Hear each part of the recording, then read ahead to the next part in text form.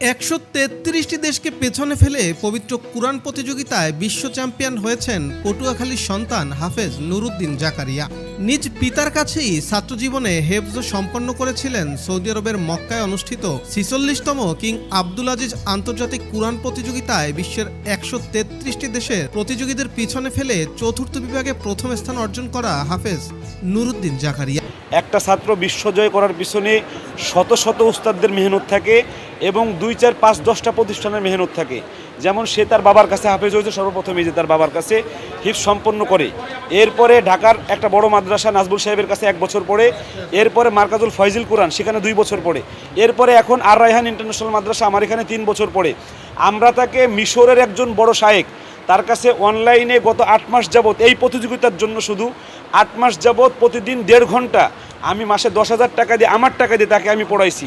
এবার বুঝে দেখেন যে একজন ছাত্র বিশ্বজয় করার জন্য তার কত শিক্ষকের কাছে পড়া লাগে। তিনি বরিশাল বিভাগের পটুয়াখালী জেলার বাউফল উপজেলার কালীশ্বরী গ্রামের বাসিন্দা। গত ৩ দিন আগে ৪৬তম কিং আব্দুল আজিজ আন্তর্জাতিক কুরআন হিফজ তিলাওয়াত ও তাফসির প্রতিযোগিতায় ১৩৩টি দেশের প্রতিযোগীদের পেছনে ফেলে বিশ্ব চ্যাম্পিয়ন হওয়ার খেতাব অর্জন করেন।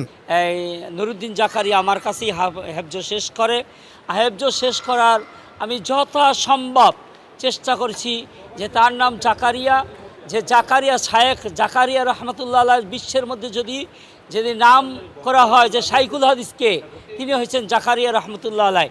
তার নামে নাম করা হয়েছে, তার নানা নাম রেখেছেন যে তিনিও যেন এরকমভাবে বিশ্ব রেকর্ড করতে পারে যে বিশ্বের মধ্যে যে জাকারিয়া রহমতুল্লাহ আলাইহ যেন শাইখুল হাদিস ছিলেন, এরকম একজন বিশ্ব সেরা একজন হাফেজ আলেম শাইখুল হাদিস হতে পারে, বাইতুল্লাহর ইমাম হতে পারে। এজন্য আমরাও এইভাবে চেষ্টা করে গড়ে তোলার জন্য চেষ্টা করছি। যেখানে পুরস্কার হিসেবে তিনি প্রায় ১.৫ লক্ষ সৌদি রিয়াল উপহার পেয়েছেন। হাফেজ জাকারিয়া ঢাকার আব্দুর রায়হান ইন্টারন্যাশনাল মাদ্রাসার শিক্ষার্থী। এখানে তো বললামই অনেক কষ্টের বদৌলতে এই পর্যন্ত আসা। আর ওই প্রতিযোগিতা প্রায় ১৩৩টা দেশ ছিল।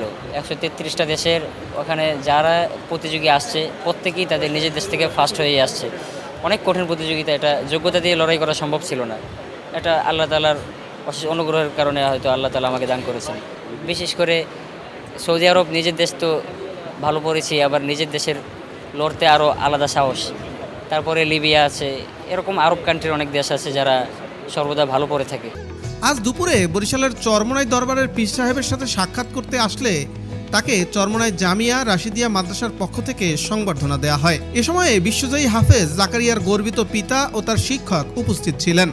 যেহেতু আমাদের এই সন্তানের মাধ্যমে আজকে বাংলাদেশের সম্মান